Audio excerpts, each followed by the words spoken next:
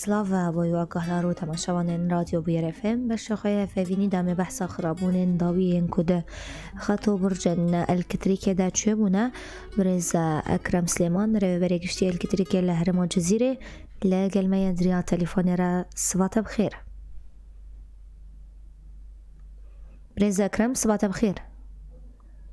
صباح وجهي بخير ما مستبس حكي دنجي وكيمة باش أولو باش دبا؟ أولو باش ترى راست. برز أكرم مام دسفيك السر خرابون الكتريكي باخفن تابد في دما داوية دا قالك خرابون دو برجو خطين الكتريكي دا تشيبونا سدمين سركات شنايين وان خرابونان جارك دندم باش جوار وحمو قهداري بوير اف ام وك ما سر مال برا اوفيسا انرجيه جي ما بلا كر بيتر دفان ام بيجن حفتيا درباس بويم بيتر خط ما توتر 6.6 فولت كتن عردي برسكريكي اساسي البرج كفن عردي جبر راستي دستريجبونا سرفان برجين كهربي تشيدن زاوية هنا قش هتدي برجانا قش وهالسنة زاوية وي جيد الزن اما باتي بايكي بشكي قويم به او برجانات كفن عردي وبرجا قد كذا عردي او برجايا جي سي برجا بخرط عردي ولو او بسكريك مزن دبه نابا حفتيه دجي يعني ناب جمل ناب برا يعني من خطه توتر اساسي جزيره وبندابا باب جريد ده او تشار برج كتن عردي جمع ناب برا محطه بواب هيدي باجاري البرك ومحطه قامش لو رئيسيه او جي برج كت عردي الجمنا برا ستاسيونا تشبسي تشكرنا كهرباء ومحطات تحويل شدادي او جي سي برج 6 كيلو فولت كتن عردين دوجي الجمنا برا محطة حسكي رئيسية ومحطة مزرعة قريداي باجاري هولي او جي 4 برج كتن عردي وسي برج دنجي يعني بركتنينه فهون دبينن هجماري بي خرابوني وبي مزنبوني وقع برج كتن عردي براستي تجاري سرمر درباس نبون يعني بي كمية هاني ووقت من آني سر زمان بري آنا رسكريكا أساسي أب تخريب ودستريجبونا تشيد بسربان برجن توتر باشه و شخوان ها جی دیار کر ول سر مال پرا خو جی دیار کر بکو گلک علاوه و برج تنه دزین اف کسین کو وی کاری رادون گلو کینا هون چاوا چاودریا ورا و شید کن برز اکرم راست ما مستجبو چاودریا و شخوک ام سازین كهربي ام نکارن چاودریا همه علاوه و امور و شبکن كهربي بلاكري مصر حمو في جغرافيا ما بيجن هريمة جزيرية يعني أوقا أندام وأوقا أمكان جير ذي حياة جعفديريا روجانا وساعات جي تذكى ولو تنين تكل يما بيتر كوميني مرن بصازية مي جواكيرنا يعني جهاتي مي معني وك أسايش بن وامجي جمع وك صازيه كهربيجي وك كشف مهني يعني كشف درتكبني يعني ام بس نروجانا يعني جاري مثلا حرب بازاروكي امي درك مسر خطي خو من مركا روش تشاواي كاستعداد جينوان خطا وفيرنجي تشو باندن باشه اف خرابون چيبون و دوجي ديار كربوش خو 14 برج تناخاريان كتنج بر باهوزا کوچه بو افکارن داوی کوچی چه دبن گلوکاری چاک ساز کردنی عقیبن ونها گلوی کنگی بداوی ببه و آماده کاری نوش بوفه که چون راست شخوا گروپی می تایبت وان برجا می بینوان تصلیح دکن تعمیر دکن گیش آنا سر کاری خونه جروجا اول ده چاقا اف برسكريك مردر كتن برج ما كتن عردي تام حيا في دقيقه وبي ساعات يجي حيا ساعات ندري شبجي سركاري خونه وقت ما قول يعني او 4 برجي نبرا بندافا طبقه وباجاري حسكي بيجي محطه ابواب او سراس بون وشي بون وكهرباء جور انا جمرتيج بندافا تي دي هريما جزيري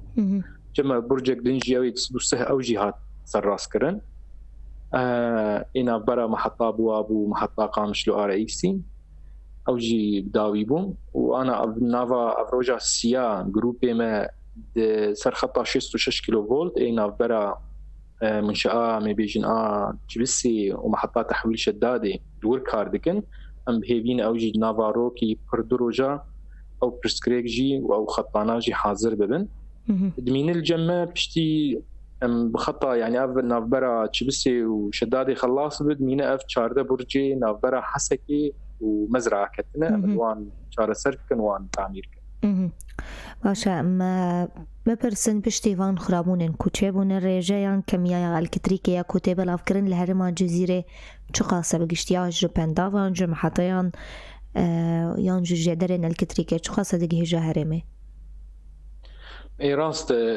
هرما جزيرة كهرباء جي يعني ما بيجن 3 جهة كهرباء تستندد يك جوان منشأة توليد جبسي يعني أو أما بيجن أو جغرافيا قبلي باجاري حسكي تغطيتك يعني شدادي مرقدة الشيشة عريشية هايبة أولوية منطقة شغلا يعني وين منطقة تغطيتك بالكهرباء جمع كهرباء مرج بندافاتي أو جي تقريبا سر 12 ساعات كهرباء جمرتي بعراي نيزي سهمي قايم هايبت جمع باجاري حسكي وتلبركة وجمع تلتمرينة أف حمى أف جغرافي تف جندو وجندواري بيف جريداينة أف وكمجو أف كهرباء جمرج بندافاتي والجمع هي منشآت سويدية يعني منشآت سويدية بحد جروبي توربينال ورن جروبك جمع تربس بي وديريك تغطيتك تفهموا جندي بيف جريداينة جروب ايدن اي توربينا ددا بيتر ددا قامشلو